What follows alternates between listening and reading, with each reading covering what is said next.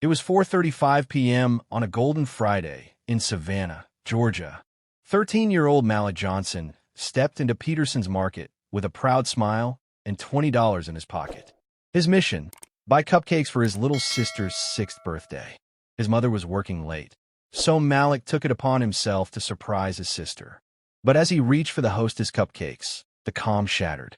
From the end of the aisle, off-duty Officer Mark Bruner, a white man in plain clothes, badge flashing at his hip, stepped forward. "What do you think you're stealing?" he barked. The store froze. Conversation stopped. Malik, wide-eyed and stunned, held only the snack box in his hand. "I didn't take anything," he stammered. Bruner didn't listen. He grabbed Malik's arm roughly.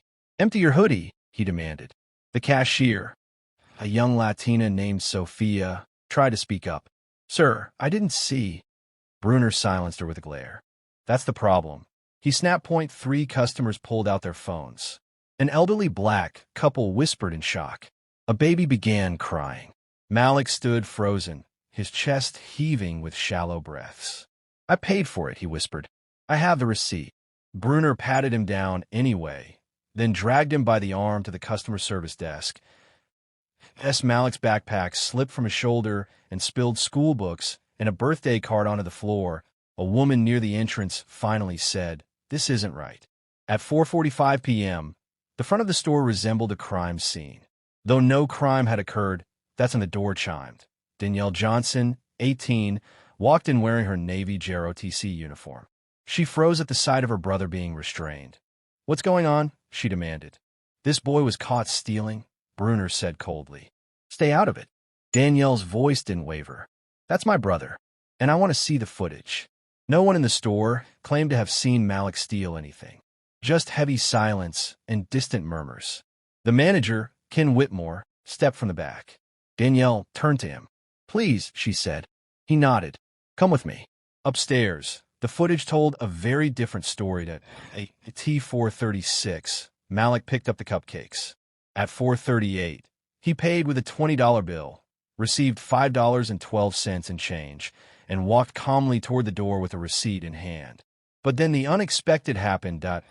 T439, camera 1 caught Bruner sliding 2 packs of gum into his own jacket pocket. Danielle leaned forward, eyes locked. "Play that again." Ken did. Frame 1734 showed it clearly. Bruner stealing. By 5:15 p.m., the footage was downloaded and emailed to Savannah PD Internal Affairs. Danielle also sent it to her father, a civil rights attorney. Downstairs, Malik sat silently, clutching his crushed cupcakes, his eyes red but dry. Danielle descended with a flash drive in hand. "You should sit down," she told Bruner. "You're going to need a lawyer." The tension in the room shifted, disbelief turning to vindication. Whispers of "he stole gum" and "he ruined that kid's day" rippled through the crowd. Bruner, once loud and commanding, now leaned against the wall, pale and sweating. At 5:20, a uniformed officer entered. Malik's mother had called the station when she heard what happened. The response was swift. Bruner didn't resist when the officer approached. Danielle handed over the flash drive. The manager confirmed what it held. A quiet gasp rippled through the store. Outside, the autumn sun had begun to set. Inside, Malik still sat on the bench. Danielle knelt beside him. "It's over," she said. He looked up at her, lips trembling. "I didn't do anything." "I know," she whispered. But even as Bruner was escorted out and the footage began making its way beyond the walls of Peterson's Market, the moment wasn't over. The impact of what had happened, what could have happened, hung heavy. Not just for Malik, but for every child who had ever been watched too closely, every parent who had given the talk, and every sibling who knew how fast a quiet afternoon could become a battlefield. And upstairs, that screen still glowed. Frame 1734 paused, frozen in time. A single motion, a single truth, and justice, while arriving late, was finally walking through the door. The footage of Malik Johnson's quiet confrontation with Officer Mark Bruner didn't just go viral. It detonated.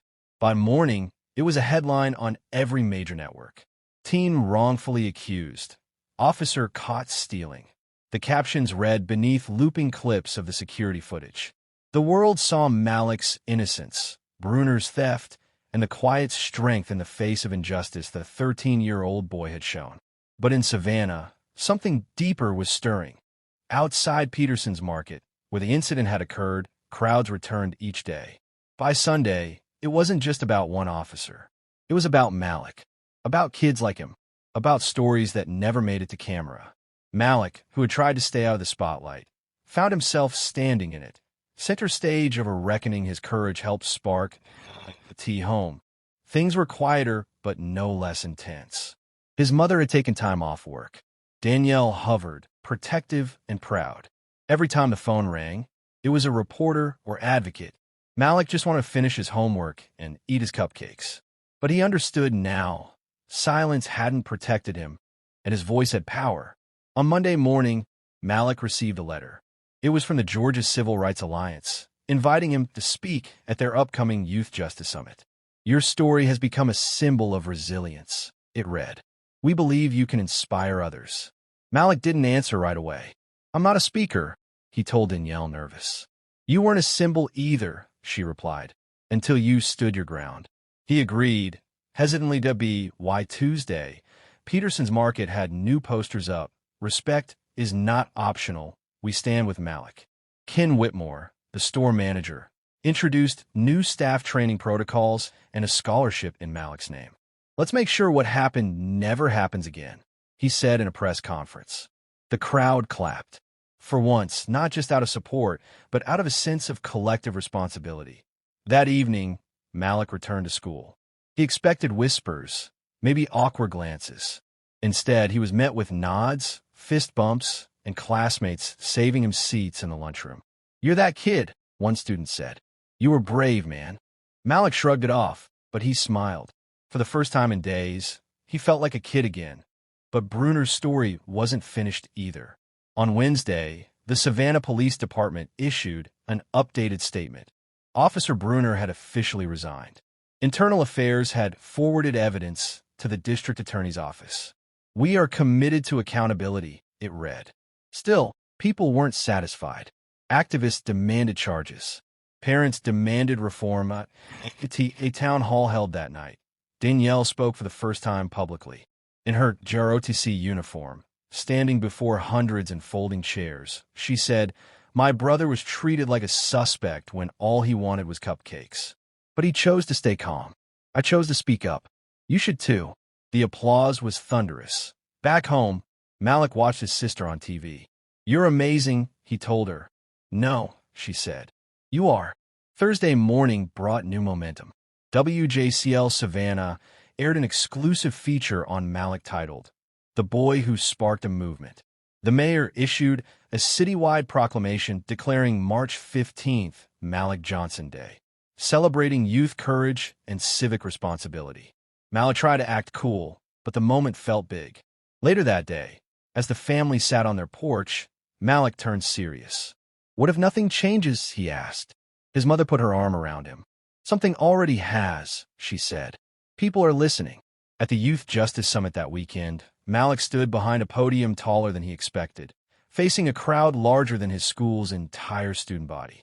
He wore a button-down shirt and the medal his sister had pinned on him days earlier. His voice trembled, but he found strength. "I didn't want to be part of something like this," he began.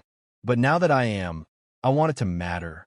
He spoke of fairness, truth, and fear.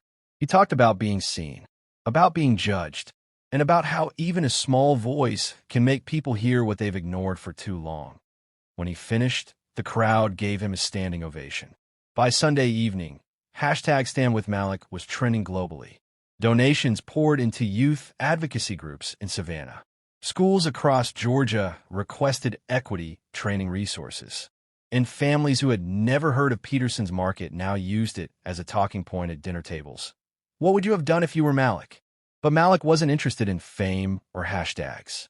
He wanted kids like him to be safe, to be believed, to walk into a store with money in their pocket and leave with nothing but snacks and self-worth. He sat on the porch again that night, the air cool and quiet. Danielle handed him a cupcake, the last one from the box. "Still want it?" she asked. Malik grinned. More than ever. Because this time, it wasn't about cupcakes. It was about courage, about truth, and about knowing that when you stand your ground, even the world might have to take a step back and listen.